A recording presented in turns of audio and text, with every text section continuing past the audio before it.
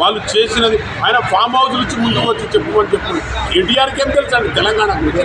నా ముందు మాట్లాడమనండి, మా సీఎం గారు కాదు, మా ముందు వచ్చి మాట్లాడమనండి కేటీఆర్ గారికి. వారికి ఏం తెలుసు? మేము ఇస్తున్నాం ఇవాళ బోనస్, ఇవాళ రైతులకు కలకలలాడుతున్నారు, ఇవాళ మెస్ ఛార్జెస్, పిల్లలందరూ కూడా హాస్టల్లో ఉన్న పిల్లలందరూ కూడా హ్యాపీగా ఉన్నారు.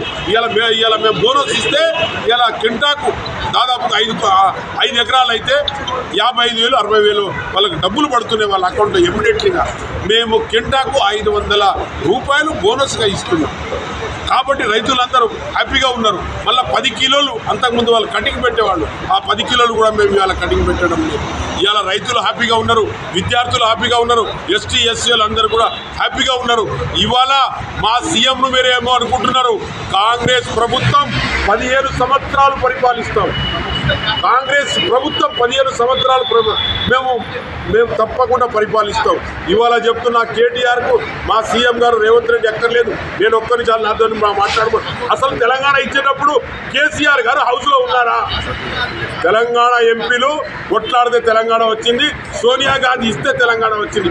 కేటీఆర్ రాహుల్ గాంధీకి ఒక చిట్టి రాయడం వల్ల ఎఫెక్ట్ ఏం లేదు. రాహుల్ గాంధీ మమ్మల్ని అడుగుతాడు, మా విచారణ తీసుకుంటాడు. ఆ విచారణలో ఆయనకేం చెప్పాలో మేము అది చెప్తాం. వాళ్ళు చేసే మూర్ఖత్వం, ఎంత అప్పులు చేసిండు ఈ రాజ్యానికి, దేశానికి, తెలంగాణ దేశానికి బిచ్చగతిలా పట్టిస్తే దాన్ని తీసుకొస్తున్నాం మేము ఇలా. వారి కేటీఆర్కు ఖబర్దార్ కేటీఆర్, నువ్వు ఇంకోసారి మా విషయం నీకు ఎప్పుడైనా మేము అడిగినామా?